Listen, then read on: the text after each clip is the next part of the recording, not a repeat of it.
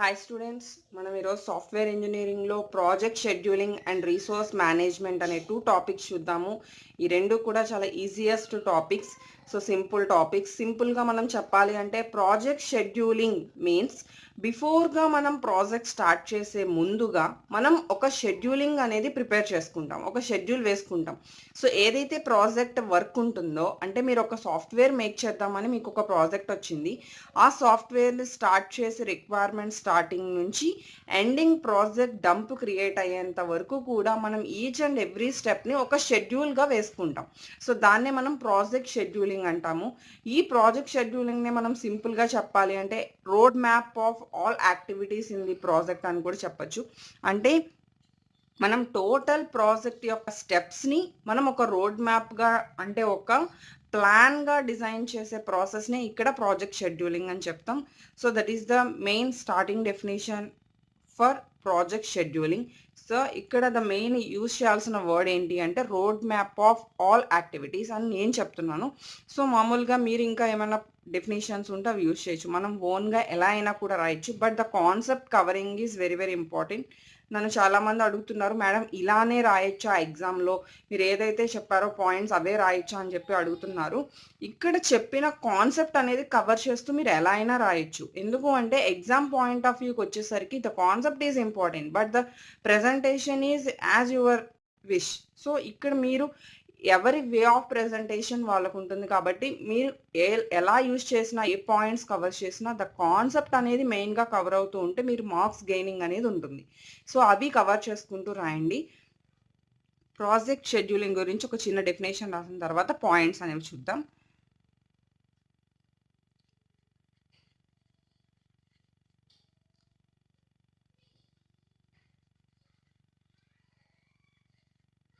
Project scheduling in a project refers so ఇక్కడ road map అనేది very very important. అలా కొన్ని పాయింట్స్ అనేది మెయిన్గా కవర్ చేస్తూ మీరు అటెంప్ట్ చేస్తే డెఫినెట్గా మీరు మంచి మార్క్స్ అనేది గెయిన్ చేయగలుగుతారు.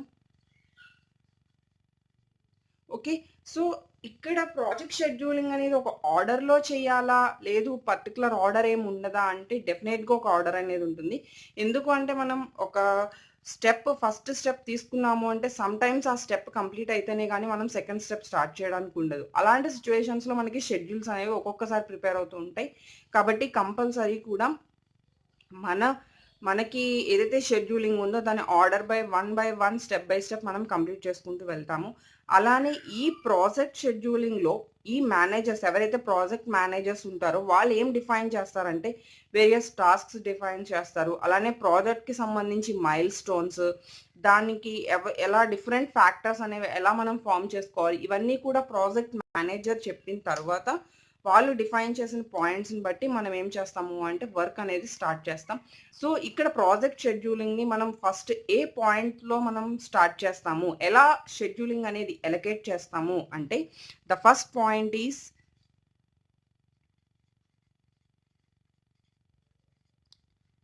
break down the project tasks into smaller. So మనం ఇప్పటివరకు ప్రీవియస్ క్లాసెస్లో కూడా మనం చెప్పుకున్న పాయింట్ ఇదే. మనం ఫస్ట్ అక్కడ ప్రాజెక్ట్కి సంబంధించి మనం కొన్ని కాస్ట్ ఎస్టిమేషన్ మోడల్స్ చూసాం ప్రీవియస్ క్లాస్లో. అందులో కూడా మనం ఏంటి Delphi technique, work breakdown structure ఇవన్నీ చూసాం. సో అందులో డెల్ఫీ టెక్నిక్ కాకుండా వర్క్ బ్రేక్డౌన్ స్ట్రక్చర్ నుంచి రిమైనింగ్ ఆల్ టాస్క్స్తో కూడా మనం ఏం చెప్తున్నాము, ఫస్ట్ ఆఫ్ ఆల్ మన దగ్గర ఉన్న ప్రాజెక్ట్ బిగ్ ప్రాజెక్ట్ అయినా స్మాల్ ప్రాజెక్ట్ అయినా దాన్ని స్మాలర్ పార్ట్స్గా, అంటే ఏదైతే ప్రాజెక్ట్ ఉందో దాన్ని ఫస్ట్ ఇండివిజువల్ కాంపోనెంట్స్గా, ఇండివిజువల్ వర్క్స్గా మనం ఏం చేస్తున్నాము, దాన్ని డివైడ్ చేస్తున్నాం. సో ఇండివిజువల్ పార్ట్స్గా డివైడ్ చేసినప్పుడు ఏమవుతుంది అంటే ఒక్కొక్క పార్ట్కి ఒక్కొక్క క్లారిటీగా మనం దాన్ని షెడ్యూల్ చేసుకోవడానికి, వర్క్ అనేది స్టార్ట్ చేయడానికి మనకి ఛాన్స్ ఉంటుంది. So after completing the project మొత్తం పార్ట్స్ అన్ని మనం తీసుకెళ్ళి ఫైనల్గా కంబైన్ చేసి మనం ప్రాజెక్ట్ని కంప్లీట్ చేస్తాం. సో దానికోసం మనం ఈజీగా ఉండడం కోసం ఫస్ట్ ఆఫ్ ఆల్ మన దగ్గర ఉన్న ప్రాజెక్ట్ని స్మాలర్ పార్ట్స్గా డివైడ్ చేస్తాం. That is the first point. Next, ఈ టాస్క్స్ ఏవైతే కాంపోనెంట్స్ ఉన్నాయో, ఏవైతే కాంపోనెంట్స్ మీన్స్ ఇక్కడ ఏవైతే పార్ట్స్గా మనం టాస్క్స్గా ఓకే. ఈచ్ అండ్ ఎవ్రీ టాస్క్‌గా డివైడ్ చేసామో, ఆ టాస్క్‌కి కోరిలేటెడ్‌గా ఎవరైతే ఉన్నారో వాళ్ళని ఫస్ట్ ఫైండ్ ఔట్ చేయాలి. ఎందుకంటే connection is very very important.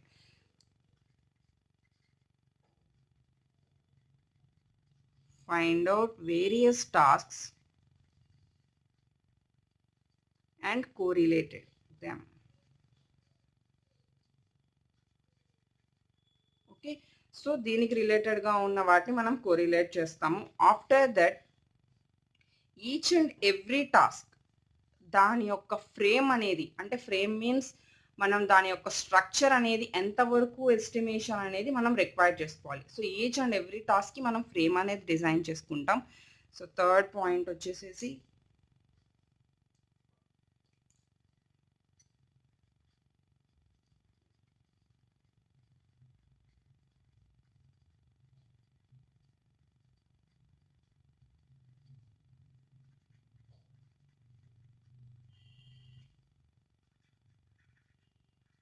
For each task. Okay. Next after frame divide చేసిన తర్వాత నెక్స్ట్ ఏంటి అంటే వర్క్ యూనిట్స్‌గా మనం డిజైన్ చేస్తాం. అంటే ఈచ్ అండ్ ఎవ్రీ వర్క్‌కి సింపుల్‌గా టైమ్ అనేది మనం అలాట్ చేస్తాం. సో, దెన్ మనకి 5 మంత్స్ ఇస్తే 5 మంత్స్, అలా 1 ఇయర్ ఇస్తే 1 ఇయర్. ప్రాజెక్ట్‌కంటూ ఫస్ట్ టైమ్ అలాట్‌మెంట్ కస్టమర్ నుంచి వస్తుంది కాబట్టి, దాన్ని మనం బేస్ చేసుకొని టైమ్ అనేది అలాట్ చేస్తూ ఉంటాం. Divide time into work units. After that assign number of work units for each task. Okay. అంటే ఈచ్ అండ్ ఎవ్రీ యూనిట్‌కి మనం నెంబర్ ఆఫ్ వర్క్స్ అనేవి అలాట్ చేస్తాం. ఇక్కడ వర్క్ యూనిట్స్‌కి టైమ్ అలాట్ చేస్తాం. ఆఫ్టర్ టైమ్ అలాట్‌మెంట్ ఒక్కొక్క టాస్క్‌కి ఎన్ని టైమ్ అలాట్‌మెంట్స్ మనం ఇవ్వాలి, అంటే ఎన్ని వర్క్ యూనిట్స్ ఇవ్వాలి అనేది నెక్స్ట్ మనం చేస్తూ ఉంటాం. Assign number of work units for each task.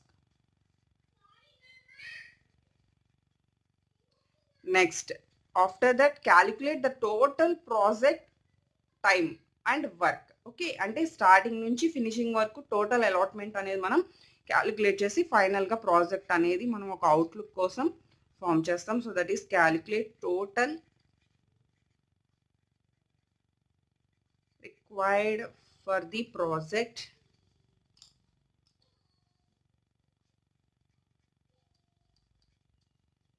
From start to finish.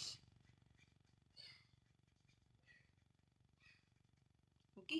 So, మొత్తం స్టార్టింగ్ నుంచి ఎండింగ్ వరకు మొత్తం ప్రాజెక్ట్ టైమ్ అనేది మనం క్యాలిక్యులేట్ చేస్తాం. So, this is project scheduling. After that మనం నెక్స్ట్ వన్ ఏం చెప్పుకున్నాం, రిసోర్స్ మేనేజ్మెంట్. సో, అంటే ఫస్ట్ ఆఫ్ ఆల్ ప్రాజెక్ట్‌ని షెడ్యూల్ చేసేసుకున్నాం. పార్ట్స్ కింద డివైడ్ చేసుకున్నాం. టాస్క్స్‌కి కోరిలేటెడ్‌గా ఉన్న వాటిని కూడా కంబైన్ చేసుకున్నాం. ఇలా ఫస్ట్ స్టార్టింగ్ నుంచి ఎండింగ్ వరకు మనం మొత్తం క్యాలిక్యులేట్ చేసిన తర్వాత మనకు ఒక ఐడియా వస్తుంది. దాని నుంచి మనం నెక్స్ట్ చేయాల్సింది ఏంటి, resource management. Resource management means what are the resources. మనకి అసలు యాక్చువల్‌గా సాఫ్ట్‌వేర్ ఇంజినీరింగ్‌కి సంబంధించిన రిసోర్సెస్ జనరల్‌గా ఏముంటాయి అంటే human resources is very very important. So, human resources అంటే ఏంటి? మనకి ఎంతమంది ఎంప్లాయీస్ కావాలి, ఎంతమంది మ్యాన్ వర్క్ కావాలి అనేది human resources. Next productive tools. అంటే ఏమేమి ప్రొడక్ట్స్ యూజ్ చేస్తాం. ప్రొడక్ట్స్ మీన్స్ ఇక్కడ సిస్టమ్స్, అలా ఏమేమి హార్డ్‌వేర్ పరంగా ఏమి యూజ్ చేస్తాము అనేది ప్రొడక్టివ్ టూల్స్‌గా మనం తీసుకుంటాం. And software libraries. సో, మొత్తం ఈ ప్రాజెక్ట్ వర్క్‌కి మనం ఏ సాఫ్ట్‌వేర్స్ యూజ్ చేయాలి. So, that is the combination of softwares, that is software libraries. ఈ 3 రిసోర్సెస్‌ని ఏ వర్క్‌కి ఎంత, టోటల్ ప్రాజెక్ట్‌కి మనకి హ్యూమన్ రిసోర్స్ ఎంత, ప్రొడక్టివ్ టూల్స్ ఎంత అండ్ సాఫ్ట్‌వేర్ లైబ్రరీస్ ఎంత, మొత్తం ఇవన్నీ క్యాలిక్యులేట్ చేసుకుంటూ మనం ప్రాజెక్ట్ సంబంధించిన రిసోర్స్‌ని మేనేజ్మెంట్ చేసుకుంటూ ఉంటాం. That is the second work. So, project scheduling and after that resource management. ఈ 2 కంప్లీట్ చేసిన తర్వాత మనం చేయాల్సిన నెక్స్ట్ వర్క్ ఏంటి అంటే రిస్క్ మేనేజ్మెంట్.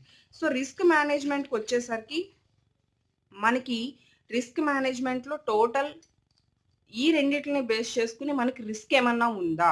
మనకేమన్నా ఎక్స్‌ట్రా అమౌంట్ పడుతుందా? ఎక్స్‌ట్రా టైమ్ పడుతుందా? సో, ఇలా రిస్క్స్ అనేవి కాలిక్యులేట్ చేస్తాం. మనం అది నెక్స్ట్ వీడియోలో చూద్దాం. So, before going to the risk, resources అనేవి చూద్దాం. Resources.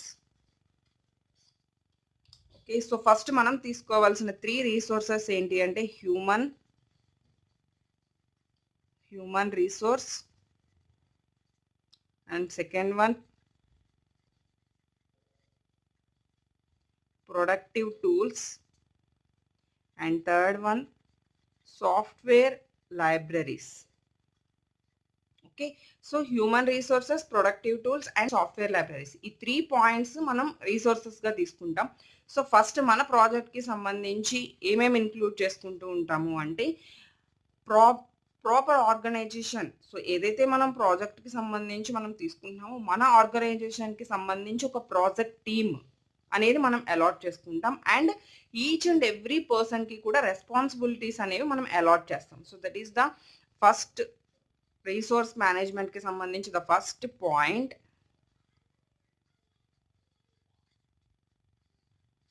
Creating a project team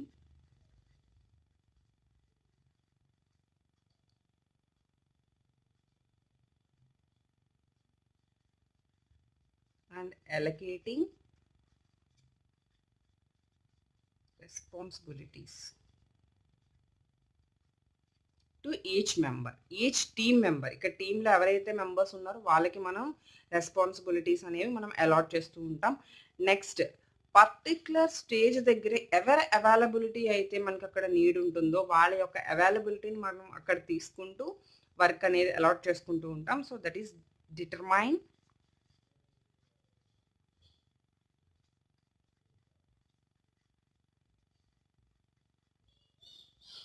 the resources required at a particular stage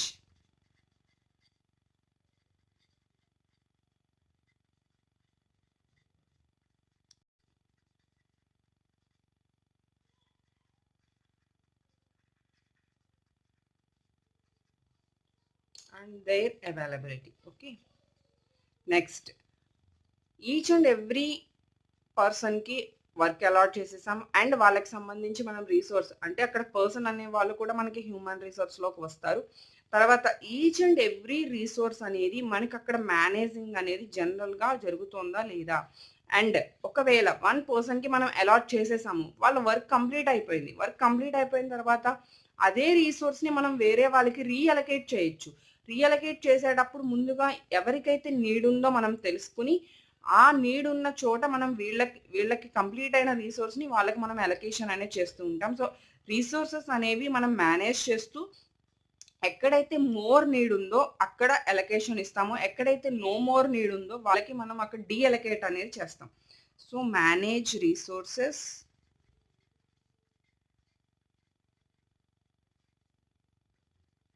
by